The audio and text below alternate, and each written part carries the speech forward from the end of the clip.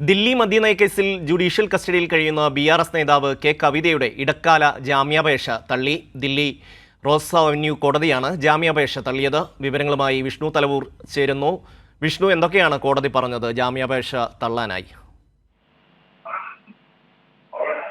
Shami, BRS നേതാവ് K കവിതയുടെ ഇടക്കാല ജാമ്യാപേക്ഷയിൽ നേരത്തെ വാദം കേട്ട കോടതി ഇന്ന് വിധി പറയാൻ മാറ്റുകയായിരുന്നു. അല്പം മുന്നെയാണ് ദില്ലി റോസ് അവന്യൂ കോടതി ഈ വിഷയത്തിൽ ഒരു വിധി പറഞ്ഞത്. ഏതായാലും കവിതയ്ക്ക് ഇടക്കാല ജാമ്യം നൽകാൻ കോടതി തയ്യാറായിട്ടില്ല.